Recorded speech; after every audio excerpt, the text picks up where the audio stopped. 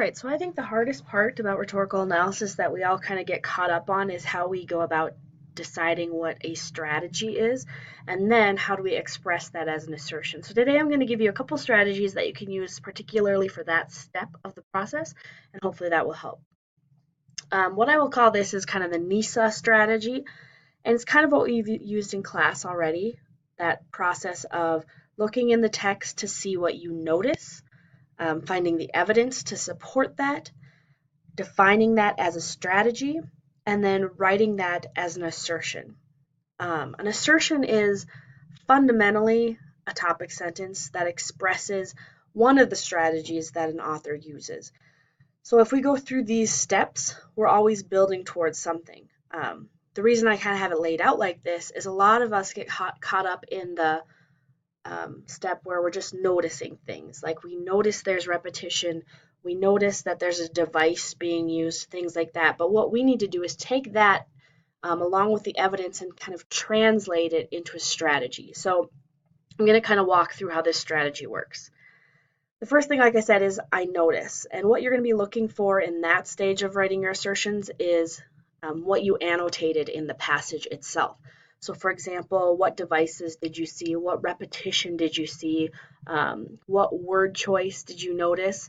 And it might not be something that is easy to label. It might just be like, in this paragraph, I noticed that I felt sympathetic towards this author. So really just looking for those things that evoke some sort of response from you, that kind of turn on your brain that something is happening there. So things like I said, devices, repetition, word choice, tone, different appeals and images. When you're reading, I think a lot of us get caught up in picking out those devices, and that is the first step. The rest of this NISA strategy is to tell you how to take that further to a well-developed assertion. Once you have something that you've noticed, for example, in the Banneker prompt, he uses the word sir repeatedly. So what I can do here is get those line numbers of where that's used, because that repetition is something that I noticed. Now I need the line numbers to support. So this piece of the strategy is pretty easy. It's just finding it in the passage.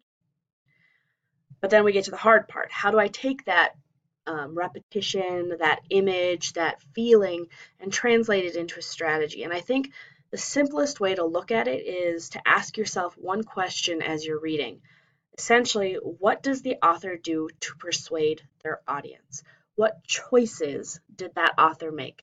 What attempts did they make to change someone's mind? So if you're looking through that passage specifically for things that are trying to change the mind of the reader, therein lie the strategies.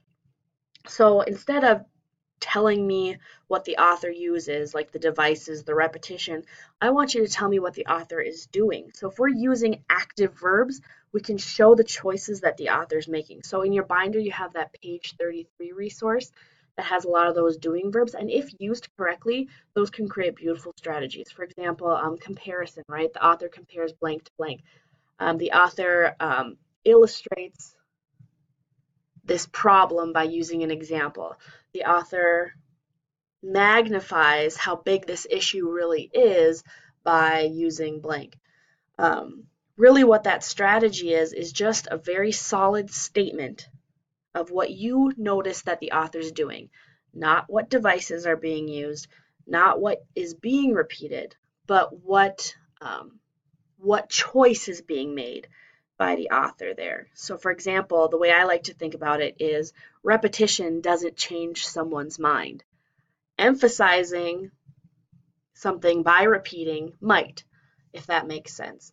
Things like word choice itself is not going to change someone's mind. What is that word choice supporting? What choice is that word choice supporting?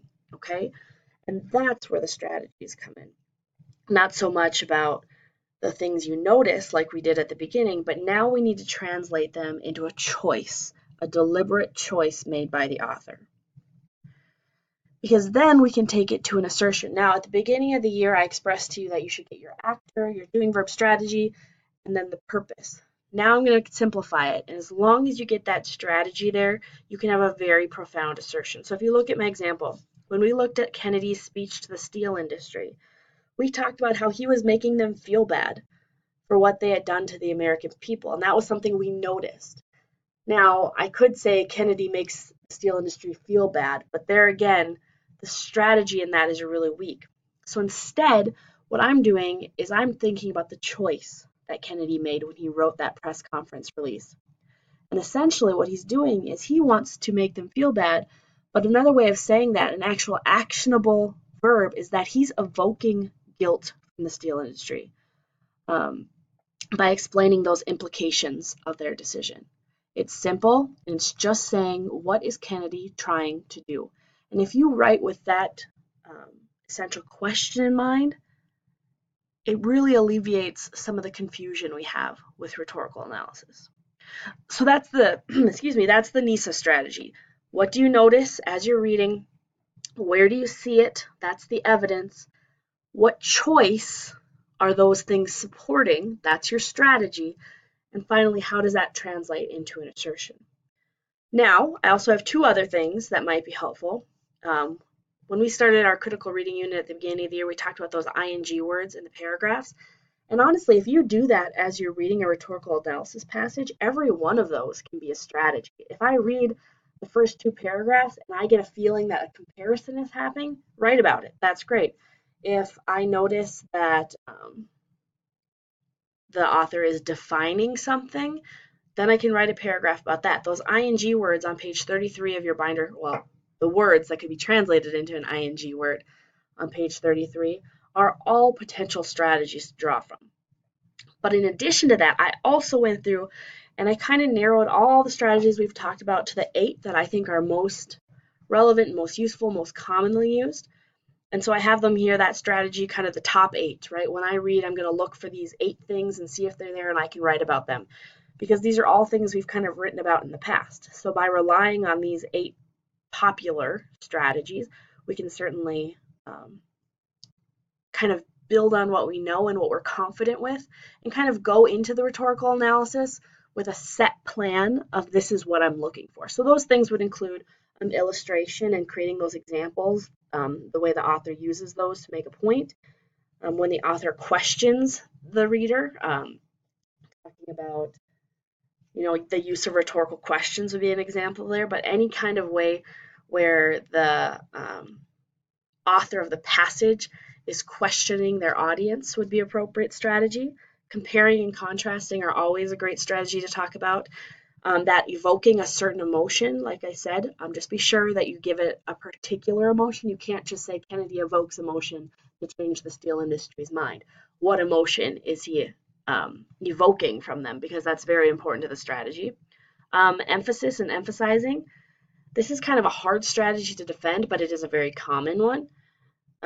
You could talk about anticipating objections or the use of counterargument, how the author establishes credibility in their own argument, and then if the author makes an attempt to identify, sympathize, empathize with their audience, that's also a common strategy. So like I said, I just wanted to kind of review how we go about finding those strategies. The NISA, go back, strategy is hopefully to help you find those pieces that can build towards these really strong assertions. But then I also have these two strategies, the ing words in the margins, as well as the top 8 rhetorical strategies that I hope will help you in identifying those choices that the author is making.